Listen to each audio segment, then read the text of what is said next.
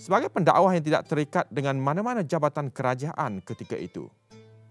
Syekh Abu Bakar Alim lebih bebas berhujah, termasuk menganjurkan majlis muzakarah mengenai isu-isu di bawah golongan pembaharuan. Syekh Haji Abu Bakar merupakan benteng pertahanan golongan tradisional, sedangkan Syekh Tahir Jalaluddin Al-Minangkabawi adalah pelopor golongan pembaharuan di tanah Melayu. Perbezaan pandangan mereka mewakili golongan berbeza, sangat mempengaruhi pemikiran masyarakat Islam untuk mendapatkan penjelasan manakah yang benar. Contohnya dalam soal polemik dengan Syekh Hasan Bandung, mengatakan khinzir itu najis dimakan, tetapi bukan najis jika disentuh. Manakala mulut anjing pun belum tentu najisnya. Syekh Abu Bakar menyanggah keras dalam risalah Majlis Huraian Muar Johor pada 20 April 1932. Pelajar-pelajar yang belajar di Timur Tengah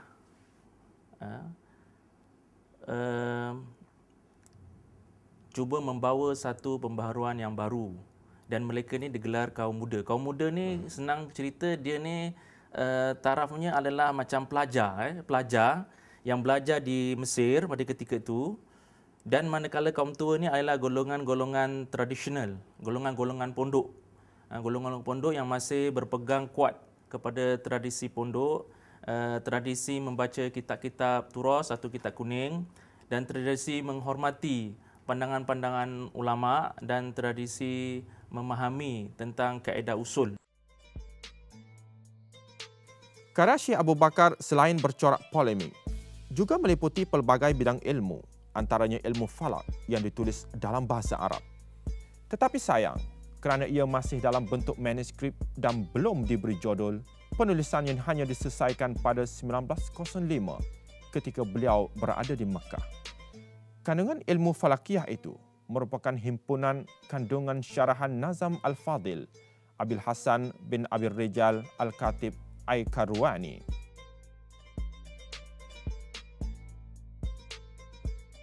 Ketika mendidik para pelajarnya, Syekh Abu Bakar Alim tidak pernah menghalang mereka mengikuti pengajian dan bertukar-tukar fikiran dengan para ulama dan pendakwah yang datang ke Muar.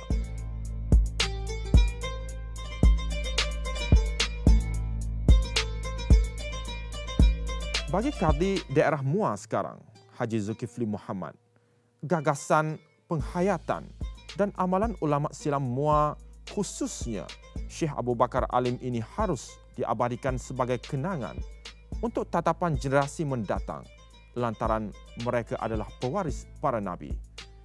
Ulama silam meninggalkan legasi pemikiran, cara hidup, keterampilan dan lebih penting mewariskan ilmu kepada masyarakat melalui sumbangan tulisan dan karya besar mereka.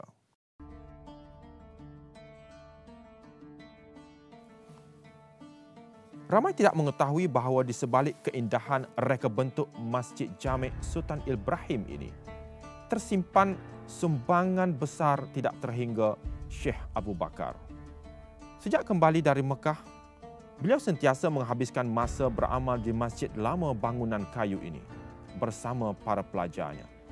Justru mereka kemudiannya menggerakkan usaha murni, merancang dan membangunkan masjid baharu untuk menggiatkan lagi aktiviti Islamiah Muar di sebuah pusat yang lebih teratur dan menjadi tumpuan. Syekh Abu Bakar Alim bersama arkitek Sulaiman Alias bergabung idea menghasilkan corak binaan masjid bercirikan Islam, Cina dan Eropah dengan reka bentuk kubah dan himpunan tiang Roman klasik yang menampakkan jelas kelainannya. Pembinaan masjid bermula pada 1927 dan selesai 3 tahun kemudian dirasmikan baginda pemangku Sultan Johor ketika itu, Tengku Mahkota Ismail, pada 28 Februari 1930.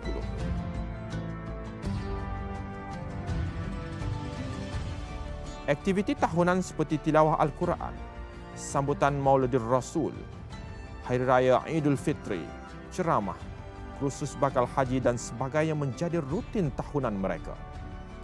Qadhi Abu Bakar bersama pelajarnya terdiri dari pegawai kerajaan dan golongan elit menggubal cadangan Undang-Undang Jamiah Bandar Maharani Muar. Undang-undang tersebut dicetak pada Mac 1925 oleh Percetakan Khairiyah Muar.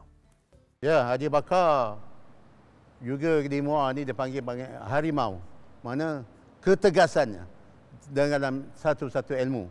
Mana dia mengambil satu-satu ilmu itu tidak menggunakan akal fikiran saja, mana ada tempat pengambilannya, ada kitabnya.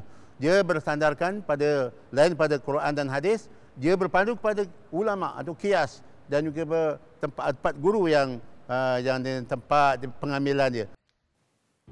Setelah bersara sebagai Qadi Daerah Muar, Syekh Abu Bakar menumpukan usaha untuk memajukan pendidikan agama di sekolahnya Al-Madrasah Jamiatul Khairiyah Al-Arabiyah Muar yang diasaskan pada 1916. Pembinaan sekolah ini dibiayai daripada wang zakat dan hasil pungutan derma orang ramai. Kebanyakan usaha kutipan dana disumbang dan digerakkan oleh orang kaya Muar, Haji Yusuf Haji Junid, yang sentiasa mendokongi usaha Syekh Abu Bakar.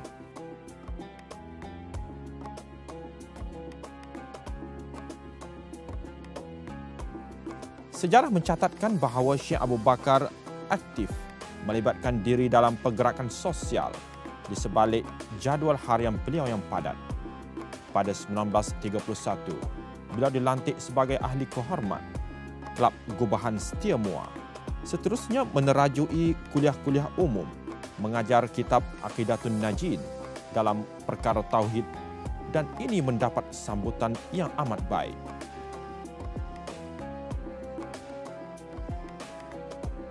Daud bin Haji Hasbullah, 74 tahun, ditemui bersama isterinya Maimunah Daeng Abdus Salam di Jalan Amri, berhampiran Jalan Hasan, mempunyai talian persaudaraan dengan Syekh Abu Bakar Alim apabila bapa saudara Daud mengahwini Badariyah, anak bongsu kepada ulama tersohor itu. Antara dua anak Syekh Abu Bakar yang masih hidup ialah Haji Salahuddin yang kini menetap di Jalan Dagang Batu Pahat, Johor. Berusia lebih 100 tahun, Haji Salahuddin berbangga dikenali penduduk setempat sebagai waris mutlak ulama tersohor negeri Johor. Pancaran wajahnya tenang usai ditanya kenangan silam di samping ayahnya sama ada sebagai ketua keluarga maupun pendakwah yang mengembangkan syiar Islam.